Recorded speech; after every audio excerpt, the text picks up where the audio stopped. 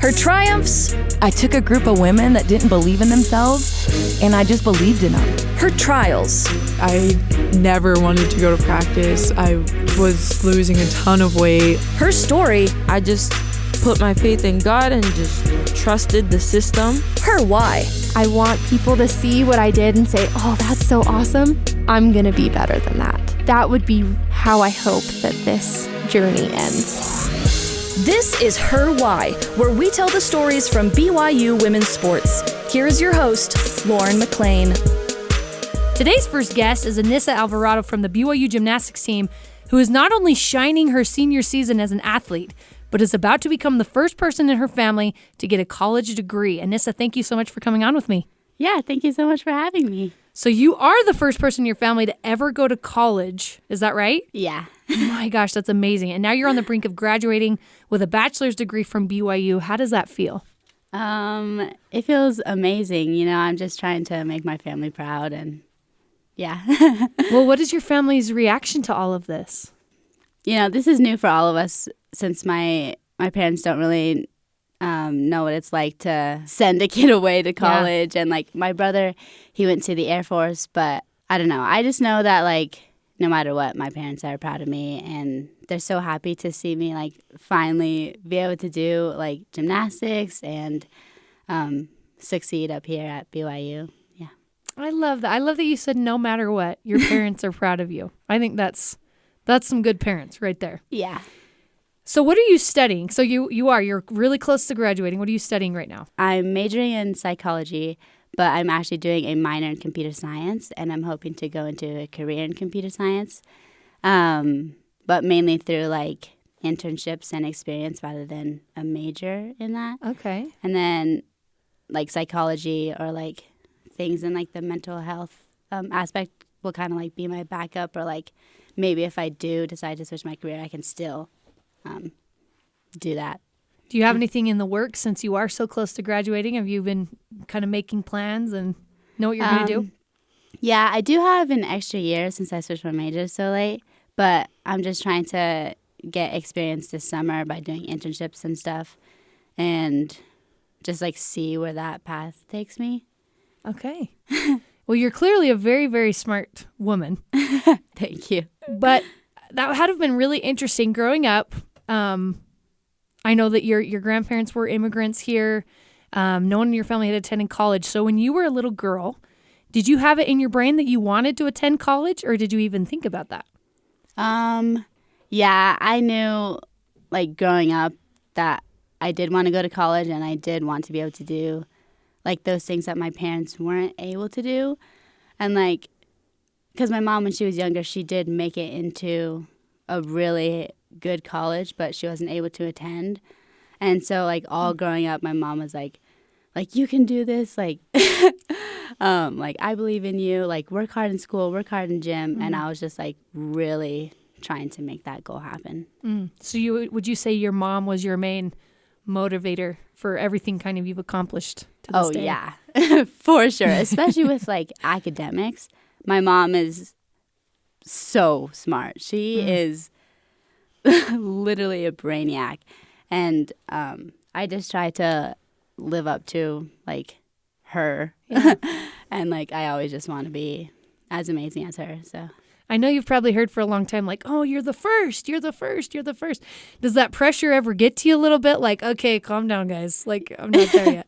Yeah, it definitely does. Because sometimes it feels like, I don't know, like, I'm not doing enough, or, like, maybe I don't know, just, I don't want to let anyone down. Yeah. I don't want to, there's just so many sacrifices that went into me being able to be here that I just want to make it all worth it for them. Yeah. So I just try my best to do that. And that's all you can do. And like you said, they love you no matter what.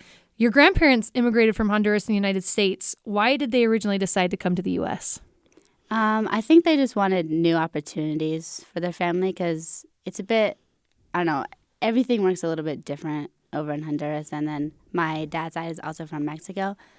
But, yeah, they, like, my grandma on my dad's side, like, she only went to, like, 3rd grade and, like, didn't even go to high school. And you just have way more opportunities in the States, so they wanted to be able to hopefully provide that for their children. What state did they originally move to when they came to the United States? They all went to Southern California. Okay. Mm-hmm. That's got to be so hard coming to a brand new country. It's a brand new culture. Yeah. You don't have a job. How were they able to make it by, not only culturally, but financially in the United States? Oh my gosh. It was so difficult for them, especially for like my mom's side of the family. Her whole, or the rest of her family went to Florida, and she decided not to do that, and she came to California as well. So she didn't have much of a support system. They did not have a lot of money growing up. They grew up on food stamps, lived in a car. They had it really hard. They made, just a lot of sacrifices. Is that crazy for you to think about the leap that's been made from just a generation? Yeah. Like growing up, like how my mom grew up versus like everything that she did to help me grow up the way that I did. Like, that's amazing. And I'm so proud of my mom. And yeah, she's amazing. She's incredible. So cool. So when your grandparents first got here, did they speak any English at all? My mom's side did, but not on my dad's side. Okay. Like even now, they have a hard time speaking English. Really? Yeah. So they have to like ask me how to say certain things sometimes, and it's so funny. So you've kind of helped them learn how to speak English a little bit? Yeah. Oh yeah. I've had to help my grandma like all growing up, just like learn like certain vowels and like certain like verbs, and you're supposed to say this when you're talking to this person, or yeah. Was it ever difficult for you communicating with them? But I'm assuming you speak Spanish perfectly as well. Actually, no. Really? Yeah, I okay, don't. what's that like then? It's really hard, actually, because most of my family now, they still speak Spanish, and so my family doesn't even speak English. So it's quite difficult. I don't know how I got by with not learning Spanish, but I understand it pretty well because I did like grow up with it all around me. Yeah. So like when my grandma talks to me, I do know what she says, but I just don't know how to respond in Spanish. So I just talk back in English. So is there a lot of Spanglish happening? Yeah, all the time. Yeah, my parents think that they can like have secrets by talking in Spanish, but I know what they're saying. Yeah. So. Oh my gosh, how funny. Okay, so do you still have any family living in Honduras, by the way? Yeah, I do. I actually just went to Honduras over Christmas, and I met my great aunt for the first time, and some of my cousins and stuff. It was really fun. What was that like for you, being able to go down there? It was amazing. It was a great time. I loved it there. One, it was warm. Like, coming from the snow to like 85-degree weather, I was like, wow, I don't want to leave this place. I don't blame you. Yeah, and then everyone spoke Spanish there, so it's also pretty difficult for me, but I feel like I actually learned a lot, and like I was forced to use the language more, which I loved. So was that cool for you because you're talked about as well as the first Honduran Mexican gymnast to be at BYU. So what was the impact of you being able to go to Honduras and actually kind of embrace that culture that you represent here? Yeah, it just like, I don't know, going there, you kind of see how like much of a kind of, I don't want to say run down country, but like there's not a lot of money there. There's a lot of poverty, and just like, I don't know, going there, I was like thinking about this. I was like, I don't think they have one gym here. Like, there's not one place that you could even do gymnastics if you wanted to. Like, they don't have that opportunity. So being able to come here and do that is like really cool. Let's talk about that for a little bit, gymnastics. You mentioned that your mom was kind of the one who started pushing you a little bit, but how did you originally get into gymnastics? It was still my mom. She just thought I was a really wild child. She was just like, this kid needs to blow off some energy, so she just put me in. Wow. But yeah, no one else before me had done gymnastics, so it's kind of like still I was the first in my family to do that. But yeah, why gymnastics specifically for her to put you in that? Is it because you can kind of get out energy with gymnastics, or why? I don't know. My mom always just said like she thought it was a cool sport. Like literally that was it. She's like, and so you're going to do it. Yep. Oh my gosh. So were you a natural when you first started, or did it take you a little bit to pick up on? I definitely was not a natural. So how old were you when you first began?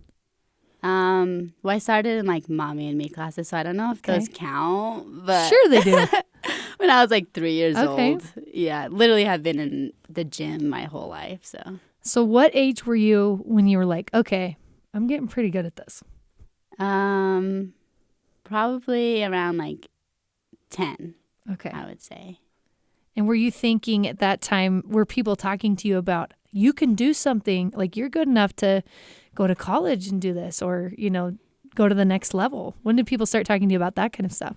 Yeah, probably around the same time, around when I was 10. I grew up in a gym that had a lot of like elite gymnasts, and a lot of people go to college. So I saw that, I saw my peers do all those things. So it was like, oh yeah, you could totally do that. Like, you're on that same path that they are. You just have to keep putting in the work.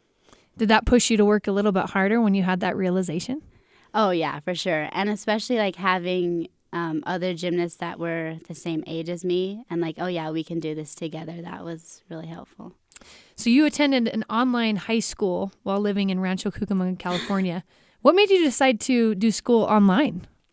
Well, I actually didn't want to do school online, but our gymnastics schedule was very hard.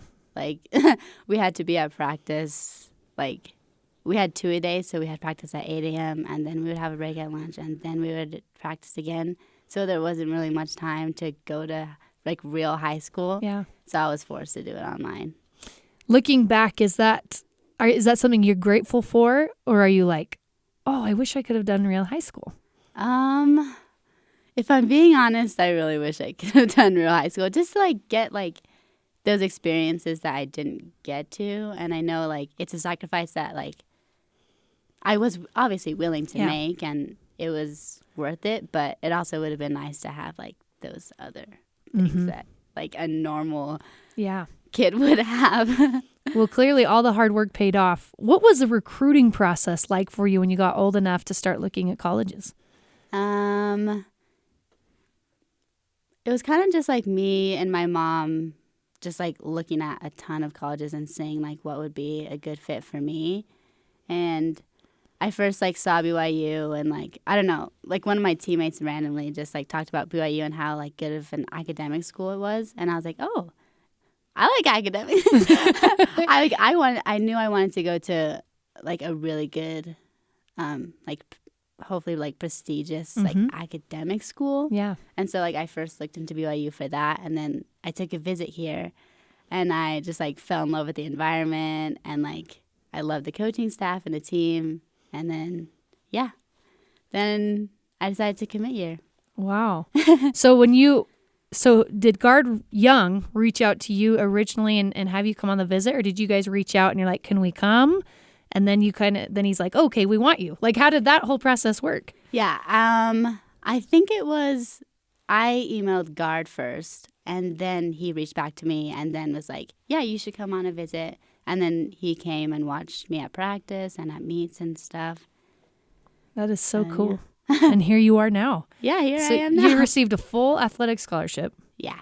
For BYU from gymnastics. That's incredible. Thank you. What thoughts or feelings passed through your mind when you were offered this scholarship after all of your hard work to get here? Yeah, I was just like, oh, like, I finally did it. And especially at that time that I did get that offer, I was dealing with a lot of, like, struggles with, like, injuries and trying to come back through, like, stuff that I was dealing with in the gym. And I was like, wow, like, I can keep doing this. Like, I'm right there. It was a great feeling. So we'll talk about your injury a little bit later. I want to know what was your mom and dad's reaction when you got that scholarship? And not only because you said that school is important to your mom and gymnastics is important to your mom, and you got the best of both worlds coming to BYU. What was your parents' reaction to that? Yeah, they were just so happy for me. Yeah, they. I remember my dad just like holding out the letter and be like, "Yay!" Yeah, they were really ecstatic. So, so cool. Was it hard for you coming to Provo, leaving sunny Southern California? You knew you were coming to cold Provo, Utah? Yeah, you'd think so, but I love the seasons here. Oh, Because good. in California, it's just summer all year long. Yeah, and who But- would want that? Yeah. No, I'm just kidding. But like, No, it's the true. leaves actually change color here, and Yeah. then snow comes down in the winter, and it's so fun. I love it. I love all the different seasons. It's like one of my favorite parts about Utah. Oh, good. You're in the right place then. Okay, so you're also the very first we talked about Honduran Mexican gymnast at BYU. Did that bring any pressure to you when you first started at all? Or did you even think about it? Honestly, I didn't even know. So no, it didn't. I just found out last year, I think. But You just found out last year yeah. that you were the very first. Mm-hmm. And you were just kind of like, oh, that's cool. Yeah. And that's the end of it. Yeah. That's okay. All right, we're going to take a quick break, but when we come back, we're going to have more from BYU gymnast Anyssa Alvarado.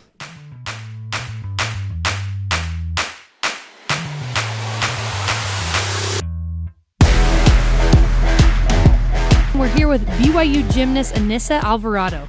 Okay, before arriving at BYU, you probably competed in a lot of other gymnastics meets, but what was your first meet like against Nebraska? It was really fun. I remember I didn't do the best at that meet. I was like kind of upset at myself because I knew like what I could do, and I fell, but the judges actually didn't see that I fell.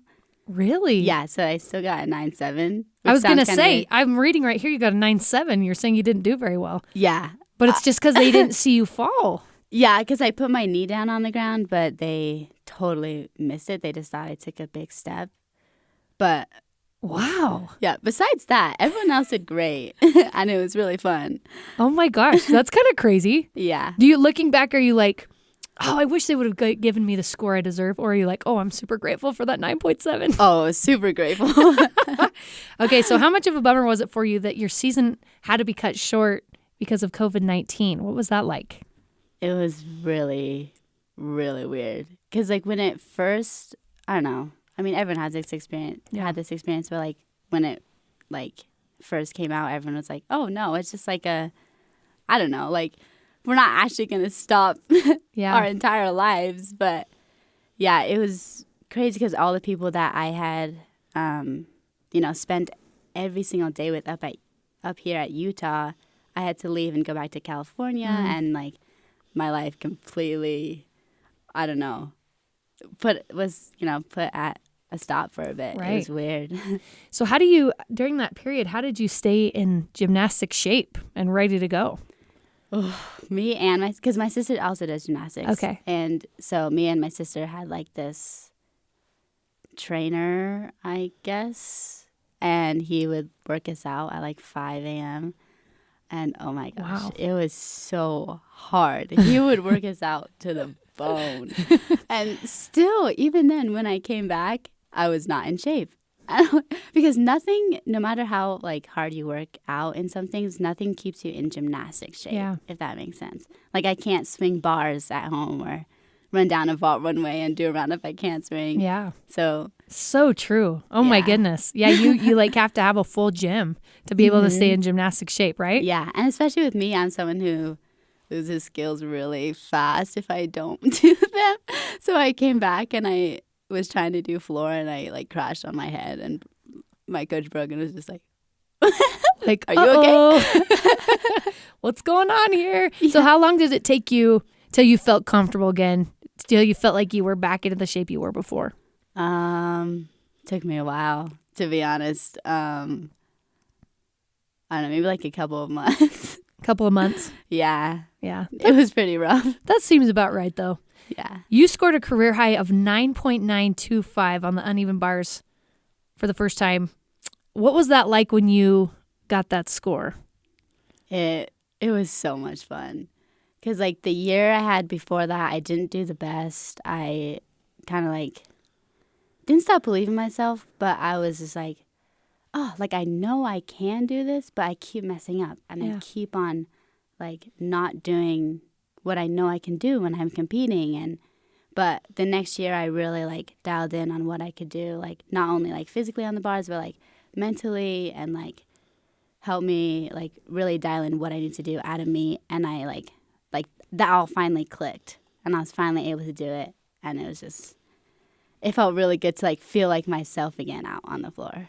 I like that you mentioned the mental aspect, because we've been talking a lot about the physical and how you get in physical shape. Mm-hmm. But once you're there, there's a whole nother side, right? Yeah. The mental side. What's that like in gymnastics? Because each event is pretty short. All eyes are on you. What's the mental side of gymnastics like? I feel like, well, for everyone it's a little bit different, but like for me, I always have to make sure that I like use cue words, and like I like talk to myself while I do my bar routine, because there's so many like external like people cheering. Sometimes when I'm doing bars, I like see the big screen and I see myself swinging, and I'm like, oh no, like don't look at that, you know? So I have to like do something to keep myself in that zone. Yeah, it's Man, so difficult. What kind of pressure do you face when you're stepping out to one of your events? What are you feeling in that moment? I'm just feeling like I just want to give my team the best score that I can. Like I just want to be able to do that for them, which is like kind of nerve-wracking, because in club gymnastics you don't do it for the team. It's just for yourself. Yeah.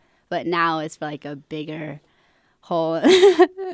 Does that put more pressure on you to know that it's not just you, it's your team score as well? Yeah, because I mean, I know like even if I do mess up or if I do make a mistake, I'm not like disappointing anybody, but it's like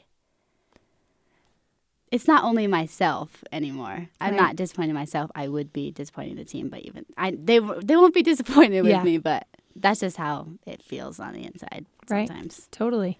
And maybe that can be a good thing and a bad thing, right? Yeah. Depending on the time. Like maybe you do better because you know it's for your team as well. Mm-hmm. Is that ever the case? Yeah.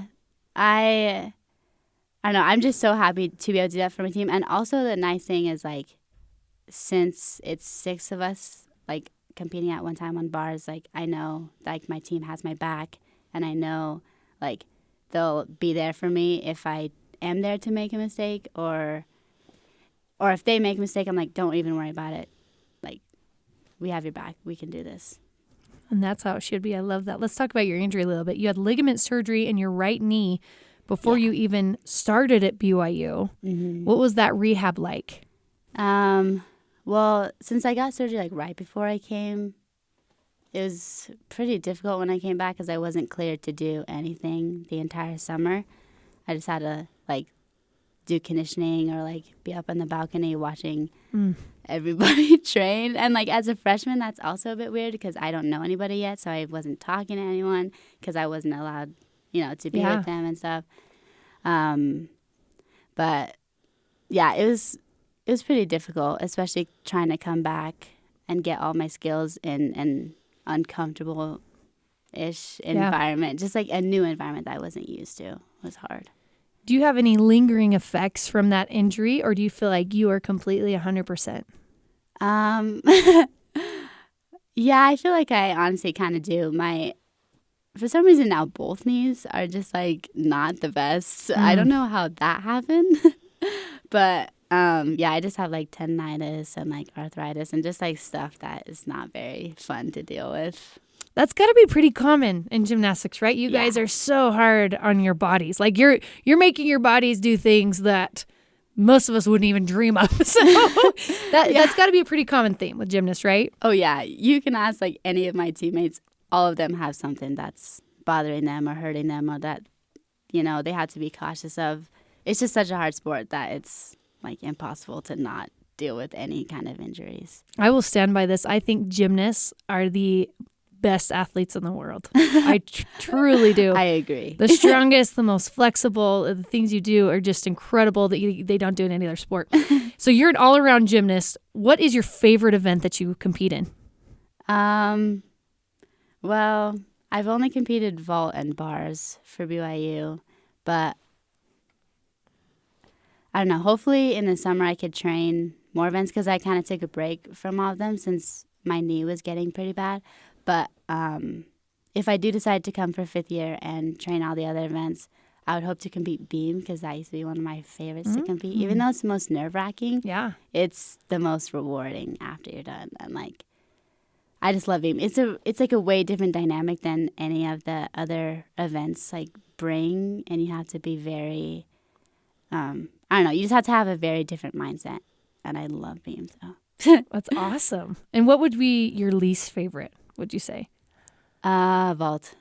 Really? Yeah, even though, I don't know, okay, I used to like competing vault more than I do now, but because it's just like all you have to do is, I don't know, like go full force and like go as hard as you can. And like on beam, you have to be very like precise instead of just like doing it. But I don't know, not that I don't like competing vault, but like competing bars is more fun, or doing floor is more fun, or I love competing beam, so. There's just things you like more than that one. Yeah, and that's but I totally still love fine. vault.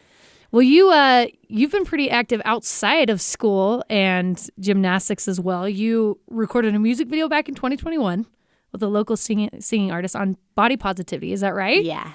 How cool was that for you to be able to be involved in that?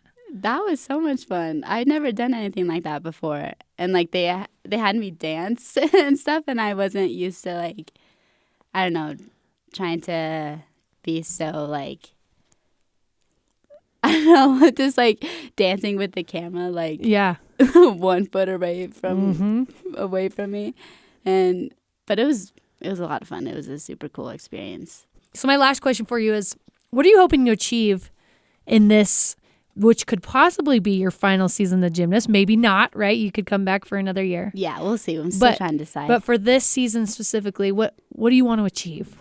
Honestly, I'm just trying to like make sure I embrace every moment with the team. Like that's like my main goal, just to soak everything in and just be so happy to be here, which I am. Good. Oh, you seriously just light up the room. You're incredible. You're an amazing gymnast. I'm so happy for you. Thank all you. that you've accomplished. We're here with Anyssa Alvarado from the BYU gymnastics team. Thank you so much for coming on with me today. Yeah, thank you so much. You can download and listen to all episodes of Her Why on the BYU Radio app or wherever you find podcasts. Her Why is a production of BYU Radio.